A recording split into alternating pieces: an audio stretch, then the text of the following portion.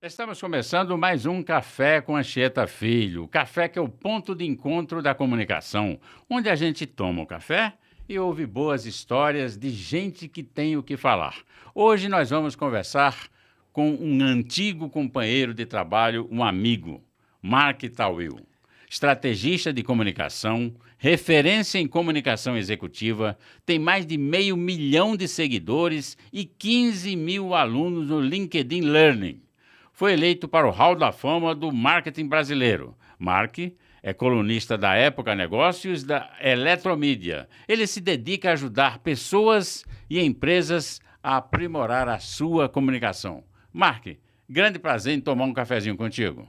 Que honra! Eu não tenho nem palavras. Você sabe que tem uma frase que diz o seguinte, Anchieta: torne-se, se você conseguir em vida, ser amigo dos teus ídolos. E você é meu ídolo, você sabe disso. Há muitos e muitos anos, a gente trabalhou junto em 97. Então, para mim, é uma alegria, primeiro, ver você reinventado, né? Com uma rádio própria, que é o teu podcast. Acima de tudo, transmitindo o teu conhecimento. E, pô, a gente junto na mesma mesa, para mim, é fantástico. Você sabe que eu te amo, te adoro. E eu estou muito, muito feliz de estar aqui. Mark, eu te conheço desde década de 90, 97. final da década de 90, Sim. na redação da Rádio Jovem Pan. Você fazia rádio escuta, começando na carreira, fazia também transmissão de notícias internacionais, fazendo a tradução da CNN. Na época era só a CNN, a Jovem Pan era lotada de televisão que já antecipava a necessidade do noticiário internacional. Depois foi para o Jornal da Tarde. Como surgiu o estrategista de comunicação? Anchieta, é o seguinte, você sabe melhor que ninguém que a comunicação é dinâmica. Aquilo que a gente viveu em 97, você e eu, e você já vinha de mais anos de Jovem Pan, já tinha sido uma ruptura porque estavam chegando os celulares. Só que na nossa época, né, Anchieta, o celular chegava na pauta descarregado. Ou seja, você tinha 2 horas de bateria, era aquele tijolão. Depois do celular, as coisas foram mudando pouco a pouco, até que o próprio repórter, com o tempo, começasse a transmitir, às vezes até editar o que ele fazia.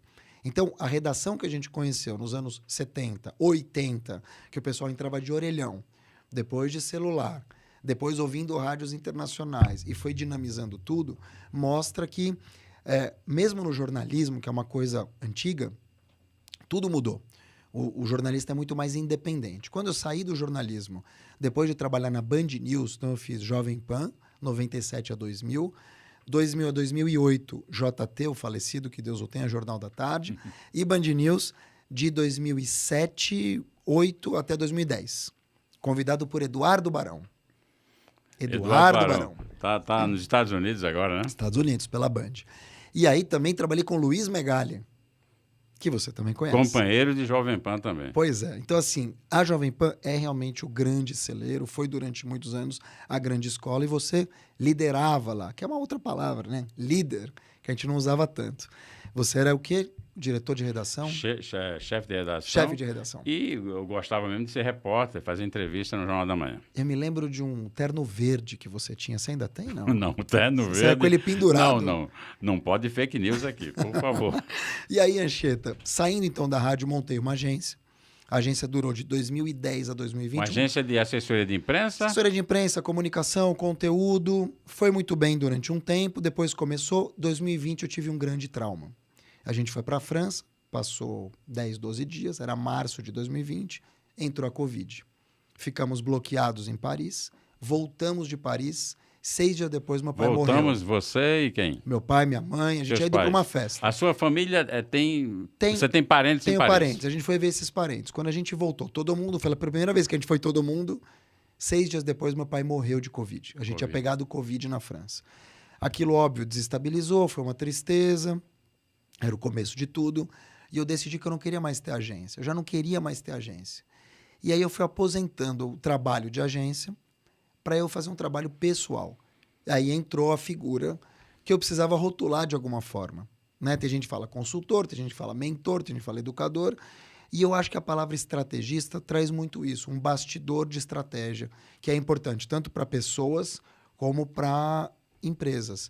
E aí eu me auto-chamei, né? Me autorrotulei de estrategista de comunicação. Veio daí. Tá certo. A gente, Mark, está vivendo um momento complicado na mídia. Muita mudança, muitas redações passando por mudanças sérias, demissões. Então, essa pessoa que está sem emprego, perdeu o emprego, como é que ela pode reinventar a carreira? Olha, Anchieta, primeiro ela precisa reinventar a mentalidade antes da carreira, né? Eu me lembro quando a gente conversou, você estava na EBC? Onde você estava que tinha a gente ia Eu conversar? trabalhei 5 anos como âncora da EBC aqui em São Paulo, Isso Rádio mesmo. Nacional de Brasília. Rádio Nacional de Brasília. A gente conversou lá, lembra? E lá naquele tempo, talvez 18, 19. Acho que de 17 a 22. É isso mesmo. A gente conversou antes da pandemia, a gente já falava das dificuldades. E aí, quando eu te vejo aqui, nesse estúdio, iluminado, né, super bonito, porque lá na EBC era mais escuro, né? Era uma salinha. E você de camisa, descontraído, leve. Para mim, isso já é reinvenção. Só que para isso acontecer, eu tenho certeza que você, Anchieta, também foi mudando a tua mentalidade, o teu olhar sobre as coisas. O que a gente vê acontecer muito no jornalismo como um todo, e também em outras profissões, professores também são assim, resistentes, é um olhar de ou. Sou eu ou a tecnologia, sou eu ou a inteligência artificial, sou eu ou o e-mail. E, na verdade, quando você percebe que o jornalismo te deu visão de mundo, uma inteligência diferenciada, uma questão de escuta do outro, você fala, cara, eu sirvo para alguma coisa. Porque o jornalista acha que vai morrer na redação. Mas quem morreu foram as redações. Então, sabendo disso, você elenca os teus pontos fortes e para que eu sirvo? Não é só para fazer pergunta e fazer entrevista. Eu posso contribuir com mais coisas. Posso dar minha visão de mundo, trazer as minhas ideias, compartilhar conhecimento, conversar, escrever. Entende? Eu posso fazer pesquisa histórica. Então, hoje tem uma inúmera... tem uma, como você gostava de dizer, uma cantilena. Né? Você pode ter uma cantilena, você pode ter uma história muito prolongada dentro da comunicação que vai além do jornalismo. Você pode fazer jornalismo também, só que não é só na redação. Você tem hoje em dia newsletter, você tem hoje em dia podcast, você pode fazer isso de uma maneira no Twitter. Os canais mudaram muito. E as redações hoje têm menos acesso, tirando a Jovem Pan, que é um fenômeno, mas menos acesso do que muitos youtubers. Às vezes você tem um youtuber que tem muito mais acesso do que uma rádio que paga funcionário, colaborador, motorista, câmera e tudo mais. O que eu quero te dizer com isso? Existe uma grande oportunidade para quem comunica. E você não pode olhar com uma questão de ou. Você tem que olhar com uma questão de e. Sou eu e a inteligência artificial. Sou eu e o podcast. Sou eu e a newsletter. Amanhã, se você quiser, Anchieta, o Café com Anchieta vira um blog, uma newsletter, um podcast, vira uma fábrica. Você pode fazer o que você quiser. Só que precisa ter essa visão que você está tendo aqui, de querer se reinventar, de olhar para o mesmo problema por óticas diferentes. Isso é inovação. Mark, os mais velhos, e cito até meu caso, têm dificuldade nessa adaptação. Na sua opinião, esses mais vividos também não teriam que ter um pouco mais de respeito devido à história que construíram? Será que o mercado não é muito cruel com eles? Bom, isso tem um nome, né? Etarismo. Eu também me coloco no mesmo barco que você. Eu tô fazendo 50 agora, você tem 57. A gente não é tão mais velho. Você não é tão mais velho que eu. Não é nenhuma geração mais velha que eu. Você é geração X. O que acontece é, existe um desrespeito das duas partes. Das duas partes. Existe o mais velho que olha para o mais novo e diz, o que esse tem de idade eu tenho de experiência. E aí o mais novo vai lá e faz milhões e você não. O que você prefere? A experiência ou você prefere a celeridade, a visão de mundo? Basta ver teus filhos. A mentalidade dos teus filhos. E genros é uma, a tua é outra. Se você estiver aberto a conversar com essas gerações, a extrair o melhor deles, eu vi que a tua filha fez a arte aqui, por exemplo, de uma maneira colaborativa, eu acho que o mais velho ele acaba soltando um pouco a amarra, o mais novo começa a olhar para o mais velho com esse polimento do tempo, e eu acho que os dois conseguem criar uma conversa. Então, sim, falta muito respeito. Mas eu também acho que falta uma coisa que você está fazendo aqui, que é se atualizar. Muita gente mais velha não se atualizou. Ela sentou no pudim e falou, aqui eu vou ficar e tá tudo bem. Vou me perpetuar aqui com as velhas ideias. Mas o mundo mudou tanto que se você não se atualizar, que nem você está fazendo aqui, o mundo te engole. Então você vai ter que se atualizar. Você não precisa colocar tatuagem, brinco no nariz, não é para ser jovem. Mas você precisa entender que existe um TikTok, existe um Instagram, existem outras questões que estão aparecendo de inteligência artificial que você vai ter que abraçar. Se você não abraçar, você morre. Eu estou lembrando aqui até você até deve ter passado por essa época também, na redação da Jovem Pan, quando chegou o computador, que era máquina de datilografia. Ah, não, eu não peguei. Então, alguns redatores não aceitavam de nenhuma maneira você trocar a máquina pelo computador. Sim. Mas foi uma discussão enorme, muito tempo para convencê-los de que os computadores teriam que se adaptar. Então, talvez seja um exemplo do que você está falando. Eu acho que tem esse exemplo. Você tem um exemplo, por exemplo, na Band, quando eu fui trabalhar na Band News, a gente tinha 3 telas. Então, eu não só lia no computador já as notícias, na nossa época era Lauda, lembra? Lauda. Lauda. Lauda com carbono. Com carbono e saía matricial ainda na impressora. Exatamente. Lauda, quando eu cheguei na Jovem Pan, era fita, que você desmagnetizava um rolo de fita para gravar em cima. Isso. Depois cartucho, lembra disso? Cartucho. Então, e depois MD. Cartucho, garrinha, jacaré.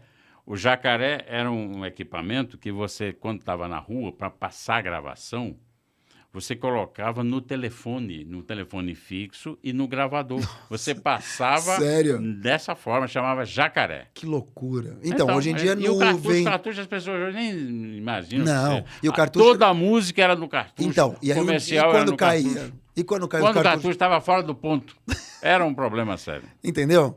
Então, assim, lá na Band News já era uma outra história. Tô falando de 2010, eu tinha que operar o que eu tinha que ler, eu tinha que clicar numa outra tela que eu já colocava o comercial no ar e clicava numa outra tela que era a tela das vinhetas. Ou dos áudios. Isso. Então você já vê que é muito mais self-made, uma coisa mais eu faço. Hoje em dia, você pode criar um podcast, audiocast, videocast de casa, sem sair de casa. Então o que eu estou dizendo com tudo isso? Até esqueci a tua pergunta. Qual que era a tua pergunta? A questão da reinvenção. Da reinvenção. Exatamente. Hoje em dia você tem mais oportunidades que você tinha antes, mas você vai ter que fazer por onde? Porque, de novo, o mundo não vai te esperar. Se você não se atualizar, você vai perder. E o que eu vejo muitas pessoas fazerem é não aproveitar essas ferramentas. Porque isso é ferramenta. O que a gente está fazendo aqui na mesa é conhecimento. A gente já vem com esse chip, já trabalhou para isso, já estudou e tal. Mas o ferramental, as pessoas têm medo. E aí você me falou de resistência, não é só máquina de escrever. Você teve a máquina de escrever. Aí você tem o celular que o pessoal tá um pouco de medo. Aí depois as gravações digitais. Aí você tinha na escola, professor que não quer colocar iPad. Professor que não queria usar a lousa mágica. Meu pai faleceu com 80 anos sem nunca ter aberto o e-mail, nem celular ele pegava. Minha mãe já é completamente diferente. Então, acho que tem que ter uma abertura, tem que ter um olhar para isso. E esse olhar, ele vem com as novas gerações, ele vem com a gente mesmo, mas precisa querer. Você falou muito aí de inteligência artificial. Fala um pouquinho aí, como pode ajudar nessa reinvenção a inteligência artificial? Ótimo. A gente tem um momento agora, Anchieta, chamado de inteligência artificial generativa. Já escutou esse termo? Não. Tá. Por que generativa? Porque inteligência artificial, ele simula a nossa inteligência. O que é inteligência artificial? A hora que eu entro no Spotify, já tem uma lista ali de músicas e podcasts que eu gosto. Por quê? Porque ele leu ali os dados que eu fui postando e vai me trazer aquela lista. Quando eu entro no Gmail e quero te responder, ele já tem uma frase de resposta, com base no que ele leu ali do teu e-mail. Inteligência artificial. Você tem inteligência artificial no iFood, quando você vai pedir uma comida, e ele já te dá uma lista de coisas que você vai gostar. Quando você liga a Netflix e aparecem capas específicas para você, não vão aparecer para sua esposa. Vão aparecer capas diferentes. Porque ele quer que você fique lá. Então ele vai te mostrar os filmes que você gosta. Tudo isso já é inteligência artificial, a gente não sabe.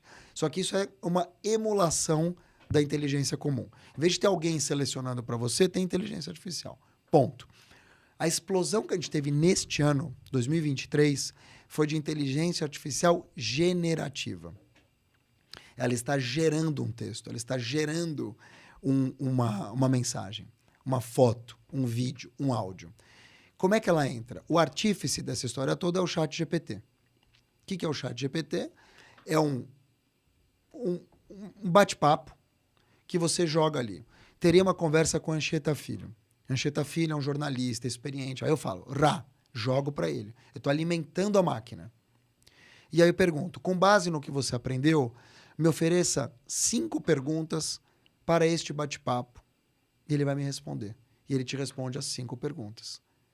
É surreal. Você já usa? Não. Então, saindo daqui, eu vou te mostrar. É surreal. Isso vai te ajudar muito nas pautas. Por que eu estou dizendo que é surreal? Porque em segundos, ele te corta um pedaço de coisas que demorariam horas. Então, eu vou te dizer o que está acontecendo na Band, por exemplo. Já tem uma inteligência artificial que escuta os programas e o bate-papo que a gente está tendo aqui, ele já transforma numa matéria, não num texto, transcrição. Ele já cria matéria. Numa ata de reunião, a nosso bate-papo da reunião já sai ali com os pontos principais da reunião anotados, só de gravar. Ou seja, ela corta caminho, ela elimina tarefas pesadas. Te pergunto, um jornalista que está em casa, que hoje tem à disposição um chat GPT que te escreve um artigo jurídico em 2 minutos. Claro que você vai reescrever depois, você vai melhorar, mas em 2 minutos. Pá, joga na tua tela. Você vai fazer uma entrevista, ele te joga as perguntas principais. Você vai fazer uma pesquisa, ele vai te trazer 3, 4 ideias. Os dados ainda não são confiáveis, então teria que fazer um double check, né? Mas se você pergunta e ele te joga coisas aqui, por que não usar? Porque se tem uma ferramenta, como veio o e-mail 50 anos atrás, como veio o celular, por que eu não posso usar? As pessoas têm vergonha de usar. Por que eu não posso usar uma ferramenta de inteligência artificial? Então, isso está sendo mudado num nível que você tem hoje o texto, você pode criar uma foto, já tem foto ganhando concurso de fotografia. Você pode pegar como pegou o pai do Gabriel Diniz. Conhece Gabriel Diniz? Um cantor sertanejo que morreu no acidente de carro. Sim, sim. Ele vai lançar um disco agora, com músicas inéditas. Pegou a voz do menino, gravou, foi para um estúdio, e inteligência artificial colocaram a melodia e a letra. E ele vai cantar. Vai lançar um disco póstumo. Você está criando imortalidade. Elis Regina na propaganda. Você tem o Queen, cantando em coreano, com a voz do Fred Mercury. Eu posso colocar aqui, e eu vou fazer essa brincadeira com você daqui a pouco, de fazer uma gravação sua e colocar aqui e você falar em árabe com a tua voz. Isso num aplicativo. E tem um outro aplicativo que você fala com a tua voz e ele mexe tua boca em árabe. Então, quer dizer, é o Anchieta que está falando árabe. Isso chama deepfake. É uma loucura. Só que se a gente souber aproveitar o lado bom, a gente pode começar a colher frutos. Como? Cortar um pouco de custo. Você vai ser o futuro da comunicação, tem a inteligência artificial, na sua opinião? Eu te diria, não é minha opinião, os dados mostram, as pesquisas mostram que em 2025, 2 anos, a metade das grandes empresas já vai fazer comunicação baseada em inteligência artificial. Se eu tenho uma Balduco, uma Colgate, uma Coca-Cola, elas precisam ter 30 pessoas para fazer uma campanha ou 3 que entendam do robô. É muito mais isso do que outra coisa. Te dou um outro exemplo. Escritório de advocacia grande, hoje em dia. Eles têm 10, 20 pessoas, mas você já tem um departamento interno de inteligência artificial. Eles leem o processo, eles leem uma coisa, transformam isso num paper, ou seja, numa linguagem um pouco mais palatável para divulgar na imprensa ou para os clientes. E aí você tem um linguista que é contratado e que vai ler a inteligência artificial e transformar isso num bom português. Novas profissões surgindo. Entende? Não é mais o jornalista puro e simples. Você acredita que as faculdades de jornalismo também têm essa preocupação de orientar os alunos a que se aperfeiçoem e se aprimorem nessa questão da inteligência artificial? 10%. 5%. Vou te dizer por quê. Na minha visão, a gente vive uma educação do século XIX, com algumas profissões do século XX e no século XXI, morando no século XXI. É impossível você acompanhar, impossível. Mas existem faculdades no Brasil que estão na idade da pedra, em termos de ensinamento. Existem faculdades grandes que nem ensinam assessoria de imprensa, porque elas são puristas. Elas não acham que assessoria é jornalismo. Só que o mundo mudou. Mudou brutalmente. Hoje, o que são as redações? Muitos jovens, pouquíssimas pessoas experientes. Você tem muitos jovens que não têm o tempo, que estão falando um monte de groselha. Você tem especialistas em Oriente Médio que nasceram ontem. nunca estudaram para, e você tem uma brutalidade de ChatGPT escrevendo matérias e pesquisas no Google. Ou seja, a apuração de texto, a preocupação com o outro lado, que são questões prementes, já foram esquecidas. E eu acho que as faculdades estão se baseando em uma educação antiquada, que não responde às questões de hoje. Então eu vejo que as pessoas estão saindo mal formadas e com uma pobreza cultural na hora de pesquisar e de fazer. Voltando a falar de você, Mark, você falou do problema da morte do seu pai, que foi uma mudança muito forte na tua vida. Mas qual foi o start?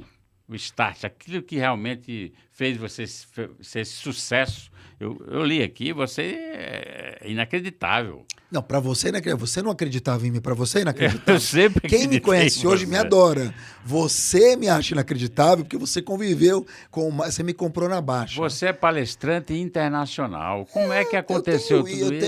Eu tenho isso. É o meu carisma, né? É meu jeito. Pessoal, é o seguinte, para quem está ouvindo pela primeira vez, o Anchieta foi e sempre vai ser meu chefe. Então a gente tem uma relação de eu sou aprendiz e ele é o professor. Apesar de eu nunca ter pisado ainda na Paraíba. Isso é uma falha lamentável, É uma lamentável. no seu currículo. E você... Você pode ter 500 mil seguidores. Mas não pisou na Paraíba. Não conhece a Paraíba. Ainda. E aí eu tenho com o Anchieta uma relação de amizade, então a gente brinca muito. E o Anchieta me viu antes da fama. Você me comprou na baixa, né, Anchieta? Exatamente. Então, assim, a gente é amigo desde que eu era... Sabe aquelas imagens antes da fama? Eu era essa pessoa aí. Mas agora, tirando a brincadeira, existe uma construção. Eu não sou um palestrante internacional que vou estar Bill Gates, não é isso. Mas eu já palestrei fora do Brasil em português, nunca palestrei em inglês. E aí eu vou dar uma dica para quem está aqui me escutando. Não é aquilo que você faz só, é como você vende. Então, claro, tenho tudo isso, é verdade. Mas eu potencializo isso do meu jeito. É como eu quero ser percebido. Entende? Então eu palestrei fora e palestrei fora do Brasil. Sim, eu sou palestrante internacional. Ponto. Eu sou o Bill Gates? Não. Eu sou o Obama? Não. Eu sou a Oprah? Não. Mas eu tenho o meu cartaz. Como que eu virei essa pessoa de fazer 1000 coisas pagando boleto? Quando você tem o boleto para pagar, você vai se virando. E eu fui percebendo, Anchieta, que o mundo estava virando de cabeça para baixo. Antes da pandemia. Quando eu estava na Band News, em 2008 a 2010, foram 3 anos, eu era o mais velho da redação. Eu era o mais velho. E eu não tinha 40 anos. Falei, gente, alguma coisa errada. Se eu não tenho 40 anos, estou numa rádio que faz barulho, que é boa, que é legal, que é isso? Para onde que eu vou? E eu comecei a perceber, então, valor no outro lado do balcão, como a gente gostava de chamar, que era assessoria de imprensa, assessoria estratégica e por aí vai. Era lá que circulava o dinheiro. Então, eu fui para o outro lado do balcão. Saí do holofote. E até desse colchão, né? Falso colchão, de que você vai ser jornalista de redação para sempre, de que a redação fica ali, te dá um sobrenome corporativo, para ir para um outro lado que eu tinha que ser eu mesmo, que é o mais difícil. É fácil ser o Anchieta da Jovem Pan, difícil ser o Anchieta filho. E aí você vai trabalhar para ser você mesmo. E foi o que eu fiz. Você fez algum curso, alguma coisa, alguma pós-graduação?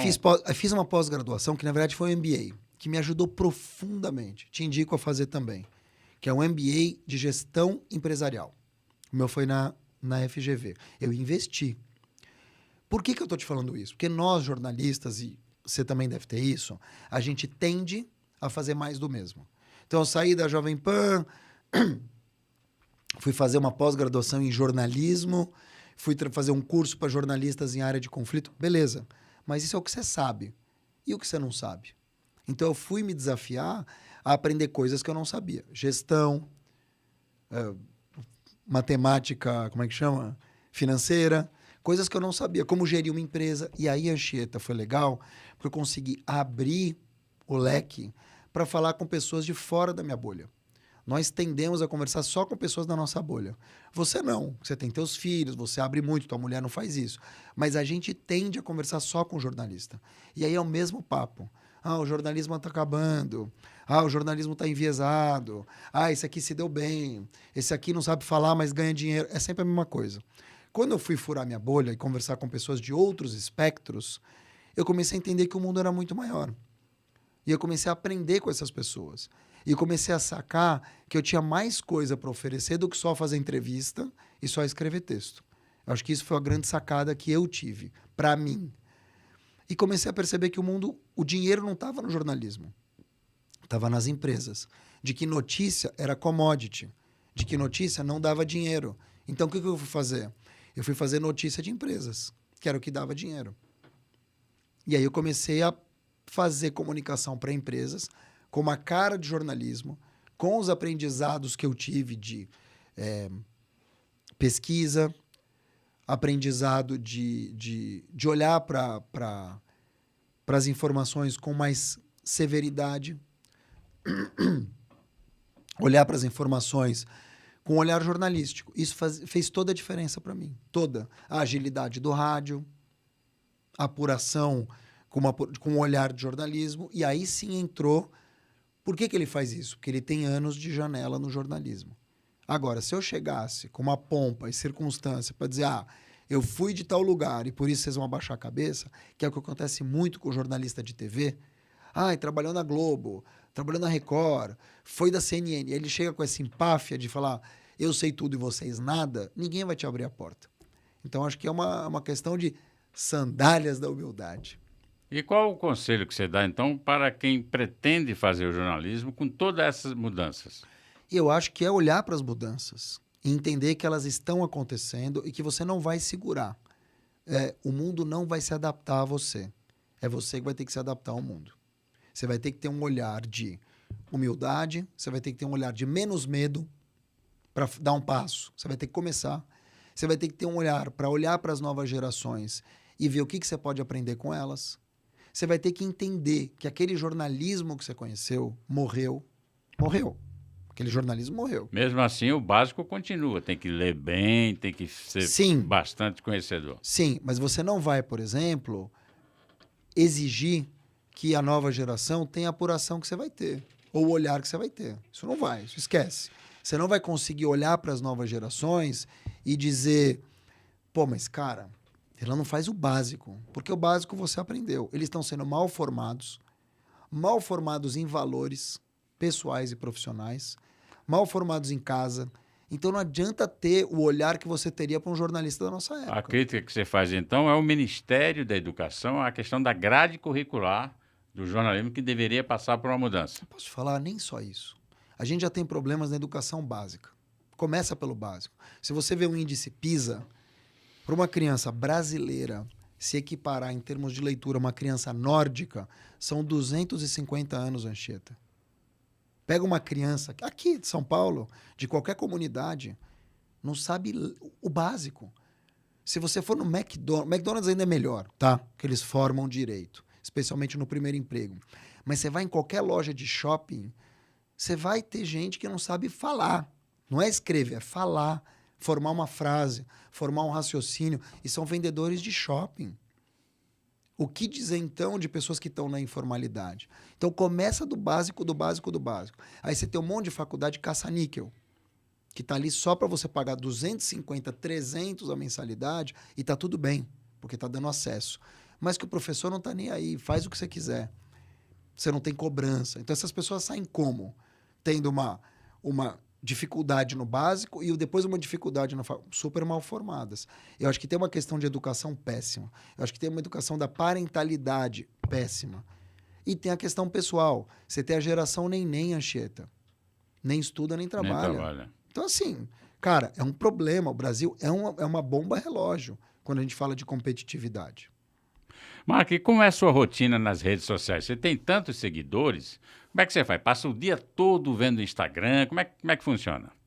Você está me chamando de vagabundo? Não, eu queria saber, porque 500 mil seguidores, hein? Eu passo o dia inteiro no YouTube e no Instagram, e você me chama de vagabundo? Não, você não é vagabundo. É o seguinte, cada vez mais você tem que entender o seguinte, existem duas questões aqui. Primeiro eu vou falar qual que é o mundo ideal, que não é o meu. Mas o mundo ideal seria o seguinte, eu vou dedicar uma visão estratégica das redes sociais. Primeiro, uma estratégia de tempo, porque você é perda de tempo, você entrar numa conversa atrás da outra, que é muito legal. É o cachorrinho fofo, é o cara que toma um tombo. É maravilhoso. Melhora o meu dia. Mas quanto tempo você passa lá que você não vai pegar uma leitura? Você eu sei que pega. Mas quantas pessoas não estão dedicando 95% desse tempo para tudo e o que poderia usar esse tempo para o mínimo necessário, que é se informar? As pessoas se informam pelo Twitter.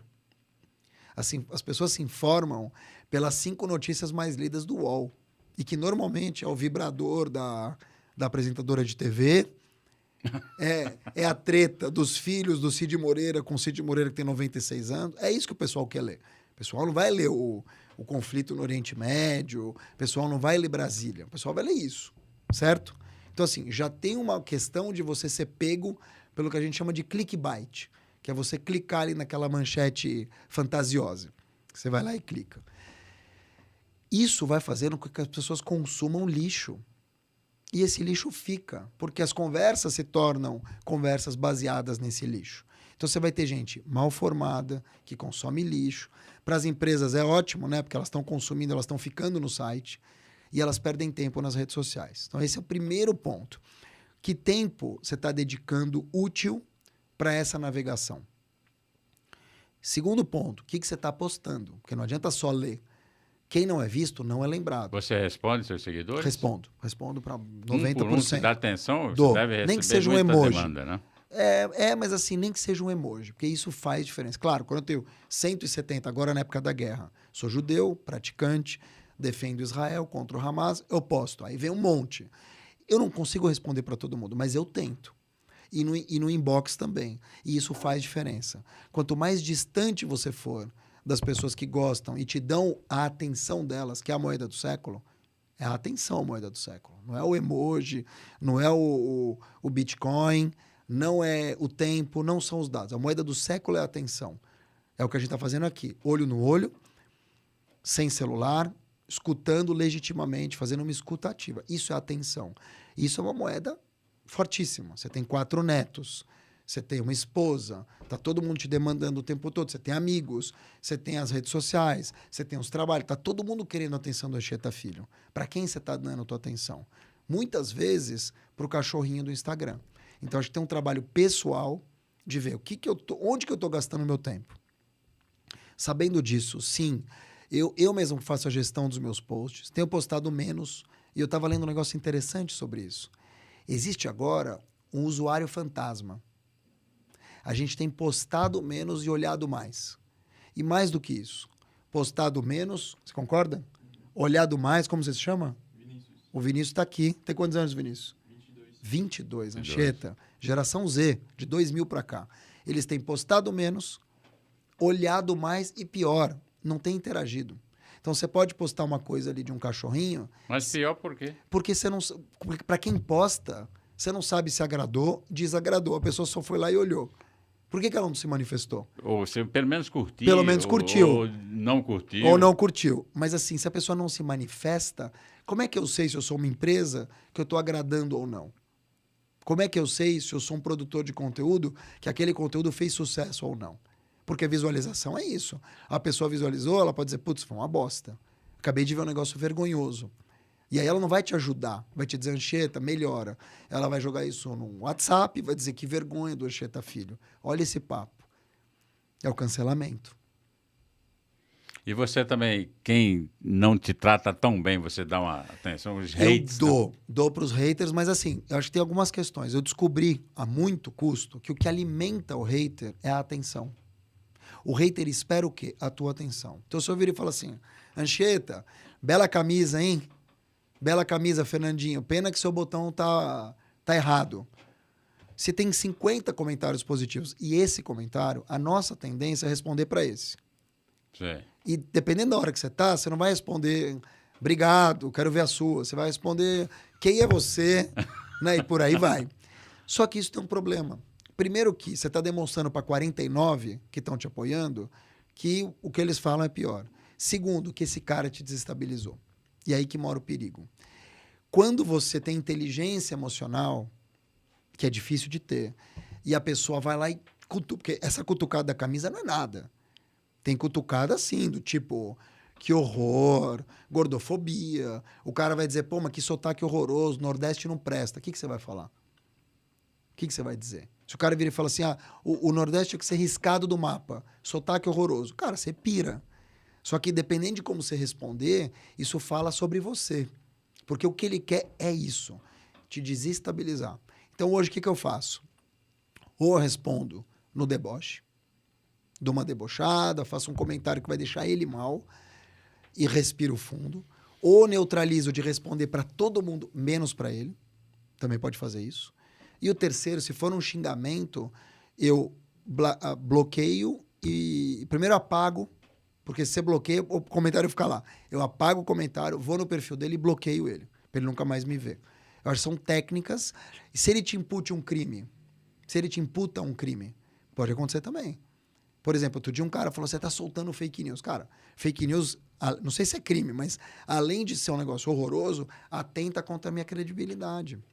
Eu falo sobre isso. O cara vira e fala, pô, o Anchieta tá dando fake news, para você que vive da tua credibilidade é horroroso.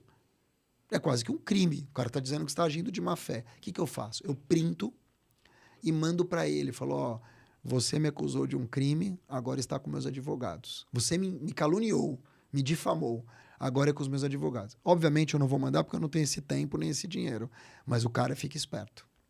Você é judeu, né? Judeu praticante. Tem esse problema, desculpa. Obrigado por ter me aceitado aqui.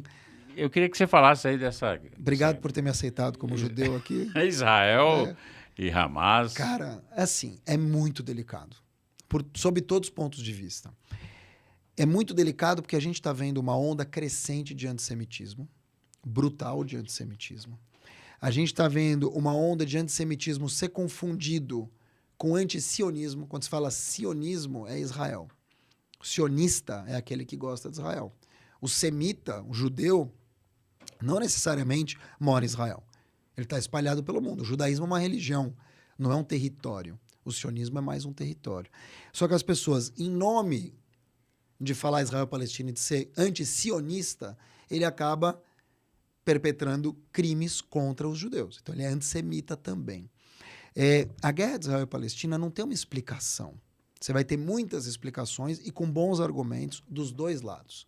Agora, o que existe de fato é que os judeus já estavam lá fazia mais de 3.000 anos, é que os judeus estavam espalhados, assim como os palestinos, que houve uma partilha na ONU, inclusive partilhada com o termo final por um brasileiro, Oswaldo Aranha, e que quando houve a partilha de 47 para os dois estados, na época, o Estado da Palestina não aceitou os termos e entrou em guerra com Israel. E aí começa em 48, não só os 75 anos para cá de Israel, como também inúmeras guerras. Aí tem vários fatores que tratam a questão palestina. Inúmeros fatores. Você tem as intifadas. Eu não sou especialista, tem caras muito melhores para falar. O que eu posso te dizer é que é um conflito que, na minha visão, a única solução seria ter dois estados. Um estado palestino reconhecido, com uma economia própria, com prosperidade, mas que, infelizmente, isso é impossível hoje, porque a gente tem um grupo terrorista desde 2007 que comanda a faixa de Gaza. Faixa de Gaza é um estreito que fica de um lado. Do outro lado, você tem um estreito um pouquinho mais largo, só que menor, que é você tem West Bank, como é que fala? Você tem a faixa de Gaza, esqueci como é que fala em português, daqui a pouco eu te falo, que é um outro lado, que é comandado por uma outra organização que não é terrorista, que é a Organização da Palestina, né? OLP. Não sei se é mais OLP, mas acho que é OLP, que já foi terrorista. Organização para a Libertação da Palestina. Eu acho que sim. Já te falo aqui. Mahmoud Abbas. Sim, ali é um governo estruturado. O Hamas é um grupo terrorista, que sempre esteve em guerra com Israel. E aí, desde 2007, mandando foguetes... Foi eleito, né? Foi eleito, né? Mas eleito com que termos? Se é um grupo terrorista. É que nem as eleições do Egito, entendeu? De todos os países árabes. Essas são tiranias. Criaram um muro. Você vai se lembrar que eu fui em 2002 para Israel, fui com Megali, inclusive. A gente foi para Israel, estava tendo a segunda intifada. A primeira foi em 87, que é aquela Guerra das Pedras, né? A segunda, em 2000, começou em 2000, porque o Ariel Sharon foi lá provocar, né? Era um ministro israelense, foi lá provocar. E aí, em 2002, 2003, começa a construção de um muro, salvo engano essa data, e é um muro que segura, entre aspas, a entrada de palestinos em Israel. Só pode entrar quem trabalha. E aí, milagrosamente, entre aspas, acabam os atentados. Então era comprovado que quem entrava, muitos dos que entravam, faziam atentados. Israel tem 7 milhões de judeus, mas Israel tem mais de 1 milhão de judeus árabes. Tem judeus russos, tem judeus negros que vieram da Etiópia. É um país super progressista na questão de LGBT. Então, é uma democracia, apesar de muita gente criticar, mas tudo bem, é uma democracia, a única da região.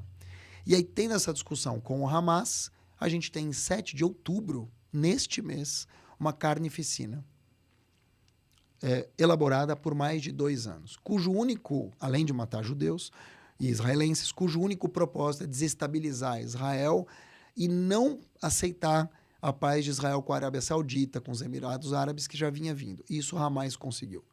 Ele conseguiu colocar o mundo inteiro contra Israel, conseguiu pegar um governo que está completamente fragmentado, que é Benjamin Netanyahu. O Benjamin caiu, obviamente, na pegadinha do Hamas, que é devolver com muito mais força, mas ao mesmo tempo, como você não devolve 1.400 mortes? E aí você tem inúmeros problemas. Então, é muito triste de ver crianças palestinas diariamente mortas, mas é importante lembrar que os palestinos do Hamas, usam as crianças como escudos humanos. Eles se infiltram em subterrâneos que são debaixo de hospitais, porque eles sabem que não dá para bombardear um hospital. Mas eles soltam de lá os foguetes. Então, é um pessoal, se tivesse preocupado com as crianças e com os próprios palestinos, jamais entraria para promover uma carnificina dessas. É óbvio que haveria um revide. É óbvio. Agora, a guerra que está se travando agora, em nível global, já está saindo do espectro Hamas e Israel, e muita gente já está relativizando o que aconteceu em Israel para falar só do revide israelense. Além disso, você tem muitos atores, inclusive no Brasil, PCO colocou pelo fim do Estado de Israel. Você tem uma conselheira de Itaipu, que recebe 37 mil reais por mês para ser... Né? E ela falou que a gente quer Israel...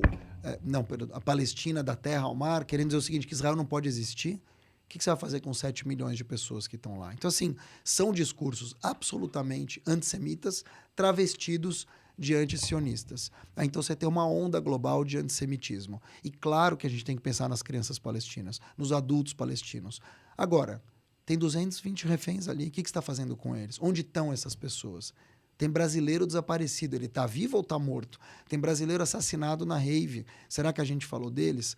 A gente precisa parar um pouco essa narrativa do pobre coitado. O pobre coitado, hoje, é o povo palestino, que é refém do Hamas. São 2,5 milhões de reféns do Hamas. Se o Hamas fosse bom para o próprio povo, ele pegava o dinheiro que ele recebia e investia lá. E não comprava morteiro, e não comprava foguete, e não entraria para matar 1.400 pessoas. 1.400 pessoas. Óbvio que ele foi lá e deu um soco no queixo de Israel. Não vai esperar revide? Era tudo o que eles queriam. Mark, qual o seu plano para o futuro em termos profissional? O que é que você imagina? Porque eu não imaginava que você, no final da década de 90, hoje... Bom, mas você chegou. Eu tinha agora? 23 anos. Hoje eu tenho 50. É. Faz tempo que a gente não fala também, né? Verdade. Então, assim, primeiro é uma construção. Eu acho que é uma construção que vem vindo. E que, de verdade, não é onde eu gostaria de estar. Eu não preparei isso para minha carreira.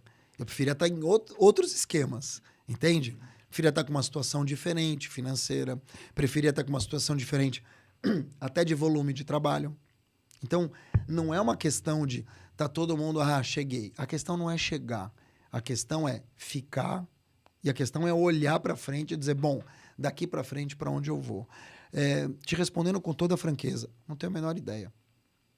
Tem um ditado judaico que diz o seguinte, a gente faz planos e Deus ri. Então, eu estou aqui com você hoje, Deus me livre. A gente está conversando... Não, tô falando assim, Deus me livre que eu vou falar. A gente está aqui conversando, brincando, eu saio, eu sou atropelado. E aí? É isso. A vida é isso, né?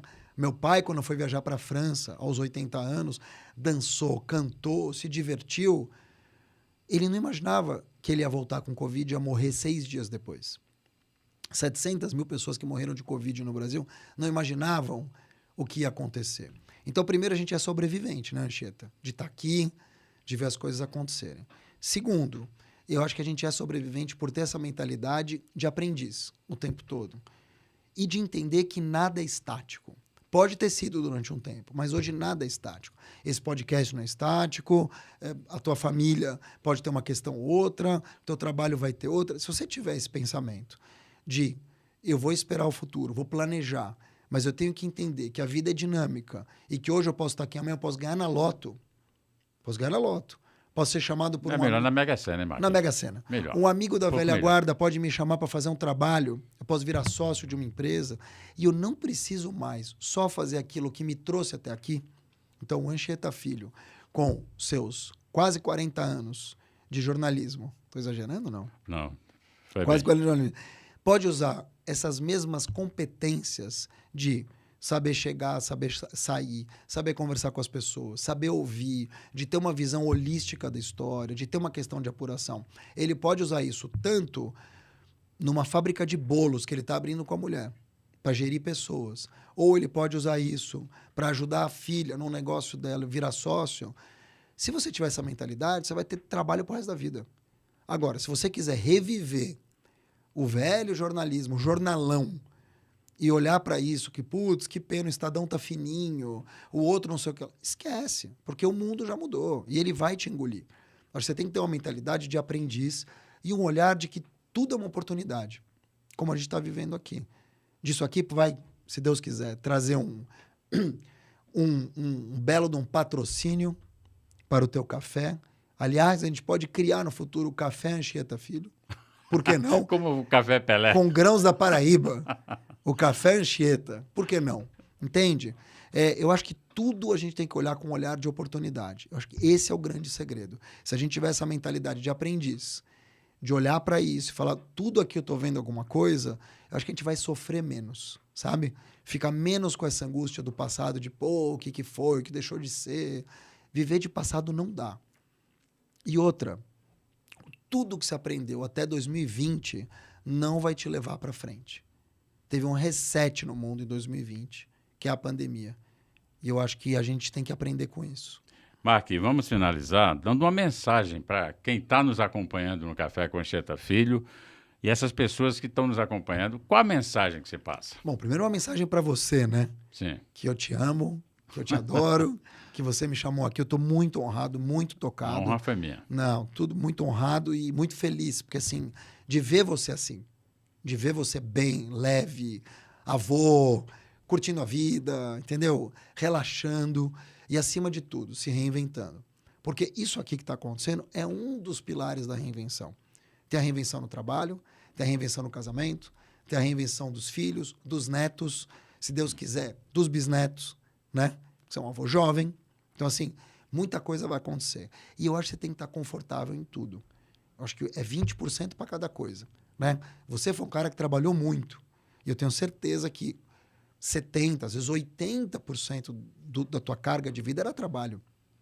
Eu lembro disso. E a família. Mas os filhos eram pequenos, era outra história. Agora, acho que é o tempo de olhar com outro olhar para as coisas. E eu acho que isso vale para você, vale para mim e vale para as pessoas que estão ouvindo aqui. Não precisa se matar de trabalhar, dar sangue. Ninguém mais quer sangue pela empresa. Hoje você tem questões que eram inimagináveis 20 anos atrás. Saúde mental, burnout. Quem falava disso 20 anos atrás? Muito pelo contrário, né? 10 anos atrás. Então, Anchieta, o mundo mudou. Acho que a gente tem que olhar para o mundo, a gente tem que olhar para as mudanças do mundo, os recortes, e a gente tem que se adaptar a ele. Eu acho que o lema aqui é atualize-se ou morra, que é update or die. Se você não se atualizar, o mundo vai te engolir. Ele não vai esperar para te engolir. Então, você pode escolher ou surfar essa onda ou mergulhar. Se você ficar parado, a onda te leva. Mark, muito obrigado e espero que a gente tenha agradado o nosso público. Tenho certeza. E eu peço a você que nesse episódio do Mark, você continue acessando aí o @Café com Anchieta Filho no YouTube, no Instagram, no Facebook e em breve até no TikTok. Eu quero te ver na dança. Então, Vai ter dança? No TikTok. Vai ter que ter um forró, né? Vai ter que ter um forró. For all. Forró. Então, Mark, segundo episódio, o primeiro eu fiz com o Joseval Peixoto, foi maravilhoso. O segundo foi muito bom com o Mark Tawil e a gente espera que você tenha gostado. E se gostou, curte lá, vai.